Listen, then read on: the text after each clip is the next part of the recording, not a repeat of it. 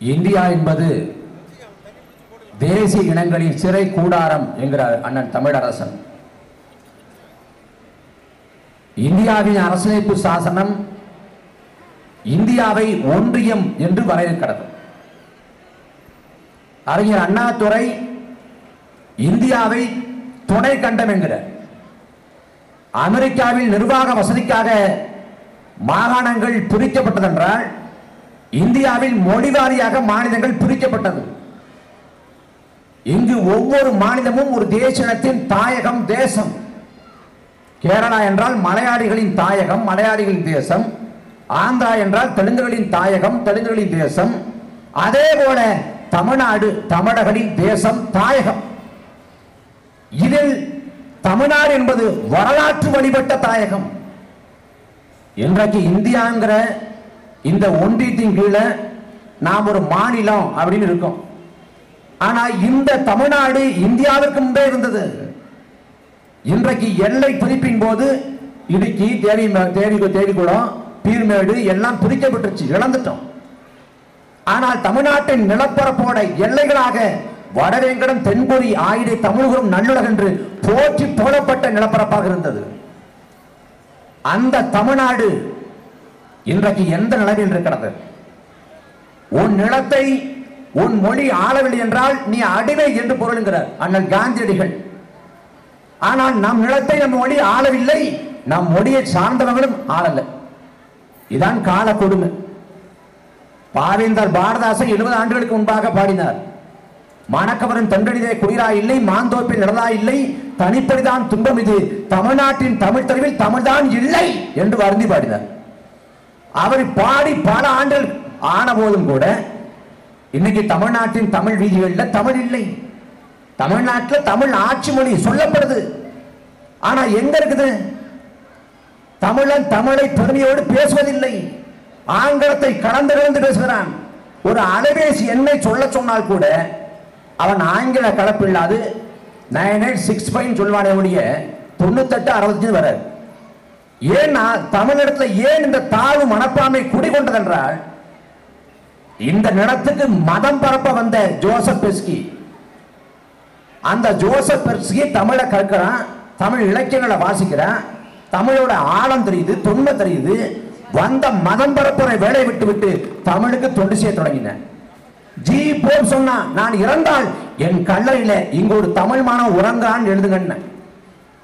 அவனுக்கு தமிழோட அருமை புரிஞ்சு, ஆழம் புரிஞ்சு. ஆனா மண்ணின் மக்கள், பூர்வகுடிகள் நமக்கு தெரியல. ஏன்னா தமிழ் எந்த இடத்தில் நிலைபெறல. ஆட்சி மொழியாக, அதிகார மொழியாக, வழக்காட்டு மொழியாக, பயன்பாட்டு மொழியாக, வழிபாட்டு மொழியாக எந்த இடத்திலும் தமிழ் இல்லை. தமிழ்நாட்டில் தமிழ் படித்தால் வேலை இல்லை என்று ஆயிடுச்சு. தமிழ்நாட்டில் தமிழ் படிக்காது, தமிழர் பாட மொழியாக எடுக்காது, பட்ட படிப்பை முடித்துவிட முடியும் என்கிற நிலையை உருவாக்கி விட்டார்கள்.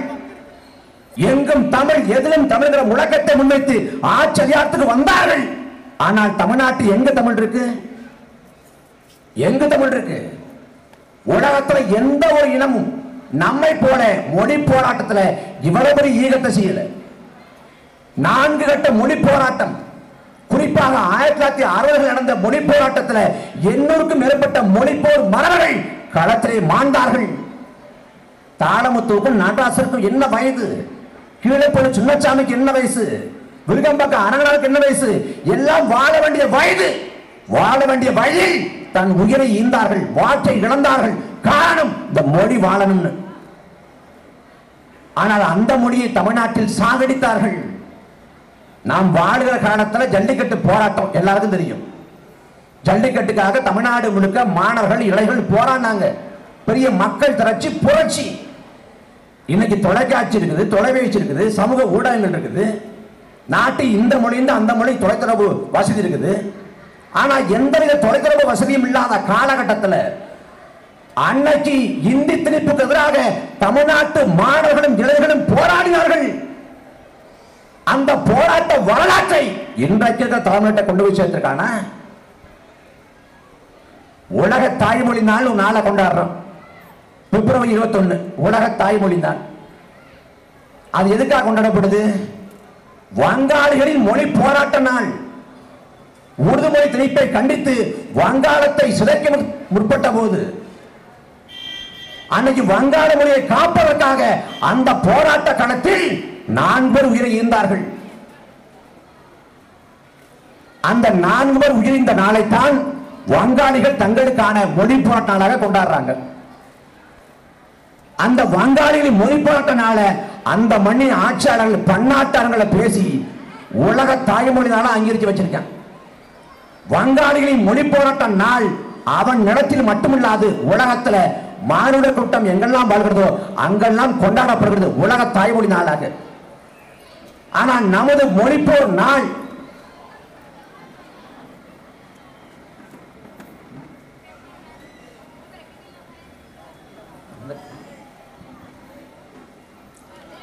நமது மொழி போராட்ட நாள் ஜனவரி 25 இந்தியாவில் கொண்டாட வேண்டாம். இந்தியாவில் கொண்டாடப்பட வேண்டாம். குறைந்தபட்சம் தமிழ்நாட்டில் ஒரு அரசு விடுமுறை நாளா இருக்குது. இன்னைக்கு இருக்கக்கூடிய இளைய தலைமுறைக்கு தாளமுத்திரா யாரு, நடராசன யாரு, கீழப்பள்ளி சுண்ணச்சாமி யாரு, யாருக்காவது வரலாறு கொண்டு போய் சேர்க்கப்பட்டிருக்கிறதா? இல்லை, ஒருபோதும் இல்லை. அப்ப திட்டமிட்டு நமது மொழி வரலாற்றை அழித்தொழித்திருக்கிறார்கள். வரலாற்று திரிபு. ஆனால் ஆளக்கூடிய ஆட்சியாளர்கள் பேசுகிறார்கள், நாங்கள் மொழியை காப்போம். இன்னைக்கு மாநில சுயாட்சிக்காக இந்தியாவில் அரசமைப்போட அட்டவணை 8ல 22 மொழிகள் இருக்குது. ஆனா அந்த 22 மொழிகள்ல இந்திக்கு மட்டும்தான் முன்னுரிமை இருக்குது. இந்தியாவில் அரசமைப்பு சாசனத்தோட பிரிவு 351 இந்தியை ஊக்குவிக்கணும், வளர்த்தெடுக்கணும். எதற்காக இந்திக்கு மட்டும் தனிச்சலுகை? எதற்காக இந்திக்கு மட்டும் தனி முன்னுரிமை? 22 மொழிகள் இருக்குது. 22 மொழிகள்ல மற்ற மொழிகள் அலுவலி மொழியா இல்லை. இந்தி இருக்குது, அதற்கு பிறகு ஆங்கிலம் இருக்கிறது. இந்த நிலத்தை பன்னெடுங்காலமாக ஆண்ட திராவிட ஆட்சியாளர்கள், குறிப்பாக திமுக மத்திய அமைச்சர்களோட 18 ஆண்டுகளும் அங்க வச்சு இந்தியாவில் எந்த ஒரு மாநில கட்சிக்கும் கிடைக்காத பெருவாய்ப்பு திமுக கிடைச்சு. மத்திய அமைச்சர்கள் தொடர்ச்சியாக 18 ஆண்டு 99 தொடங்கி 2013 வரைக்கும் தொடர்ச்சியா 14 ஆண்டு, ஒட்டுமொத்தமாக 18 ஆண்டு. இந்த 18 ஆண்டு காலத்துல விபி சிங் ஆட்சி காலத்துல, கேரள ஆட்சி காலத்துல, ஐக்கிய குஜராத் ஆட்சி காலத்துல, வாஜ்பாய் ஆட்சி காலத்துல, மன்மோகன் சிங் ஆட்சி காலத்துல எந்த காலத்தில் இந்தியை ஊக்குவிக்கக்கூடிய சட்டப்பிரிவை நீக்கணும் என்று திமுக அழுத்தம் கொடுத்தது? என்றைக்கு அழுத்தம் கொடுத்தது? உலகத்தின் பல்வேறு நாடுகள்ல 5 மொழி ஆட்சி மொழியா இருக்குது. தென்னாப்பிரிக்காங்கிற ஒரு நாட்டில் 11 மொழிகள் ஆட்சி மொழியா இருக்குது. ஐநா மன்றத்தில் 4 மொழிகள் ஆட்சி மொழியா இருக்குது. ஆனா இந்தியாவில் மட்டும் ஒரே ஒரு மொழி ஆட்சி மொழி, இந்திங்கிற ஒற்றை மொழி ஆதிக்கம், ஆங்கிலம் துணை ஆளுநர் மொழி. இந்த கொடுமையை துடைத்தறிய ஆளக்கூடிய திமுக என்ன செஞ்சு? எந்த நிலத்திலும் வைக்காத முழக்கத்தை இங்கு வைத்தார்கள். அடைந்தால் திராவிட நாடு, அடையாளத்தால் சுடுநாடு என்றார்கள். பிறகு திராவிட நாடு முழக்கத்தை கைகளில் விட்டு மாநில சுயாட்சிங்கிற முழக்கத்தை முன்வைத்தார்கள். அந்த மாநில சுயாட்சிக்காக இன்றைக்கு ஐயா ஸ்டாலினர்கள் ஒரு குழு போடுறாங்க. ஆனா 80களிலே ஐயா கருணாநிதி ராஜமன்னாங்கிற ஓய்வு பெற்ற நீதிபதி தலைமையில் குழு போட்டார். அந்த குழு என்னாச்சு? இப்போது போடப்படுகிற குழு இதை வச்சு என்ன செய்ய போறாங்க? ஆளுநர் பதவி நீக்கணும். ஆட்டுக்கு தாடியதுக்கு, நாட்டுக்கு ஆளுநருக்கு கேட்கிறது திமுக. ஆனால் மத்திய அமைச்சர்கள் இருந்த போது என்றைக்காவது இந்த முழக்கத்தை வைத்தது உண்டா?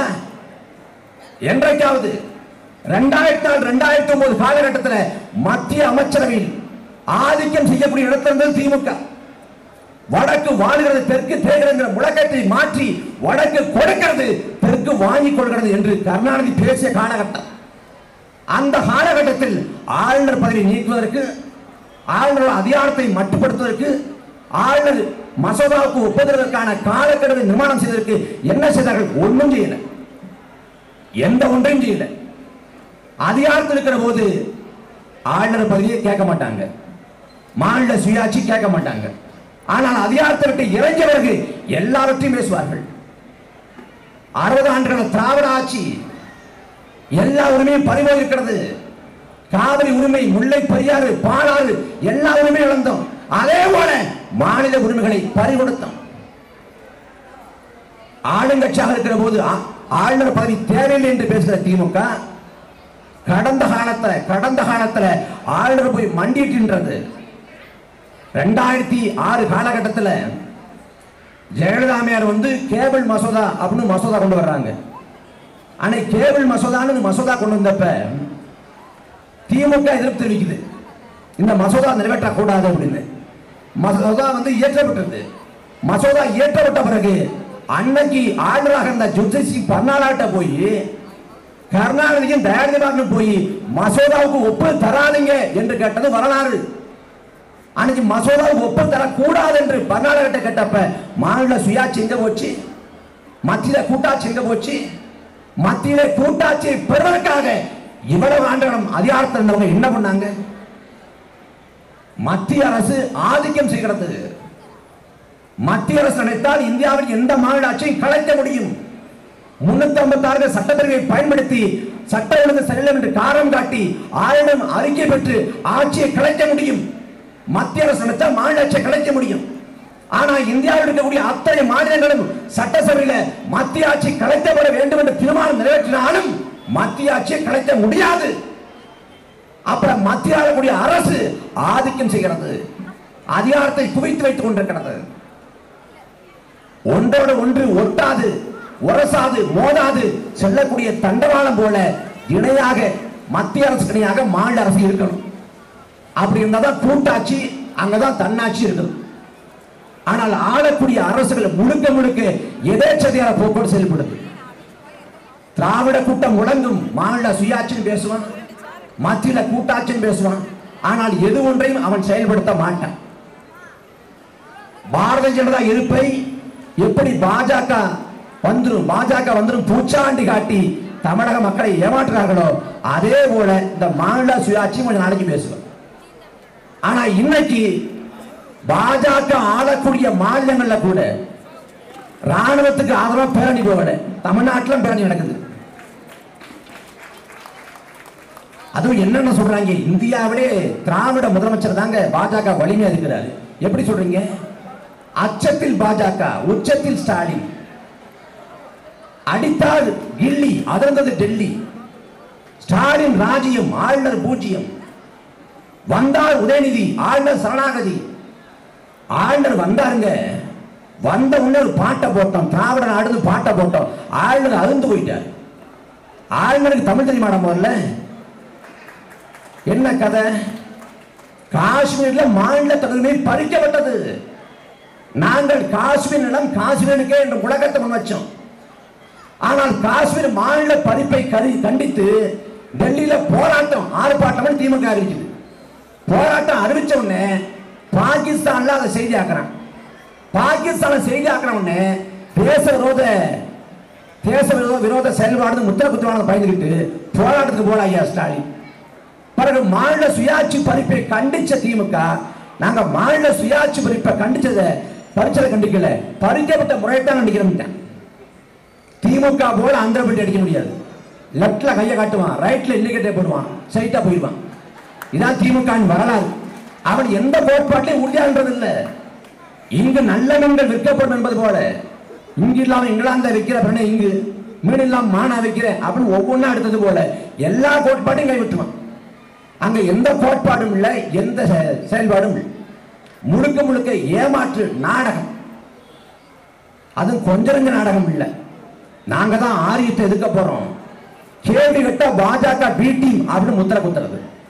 இவர் யாரு கேள்வி கேட்டாலும் பாஜக பி டீம். இந்தியாவில் பாஜக வளர்வதற்கு காரணமே திமுக தான்.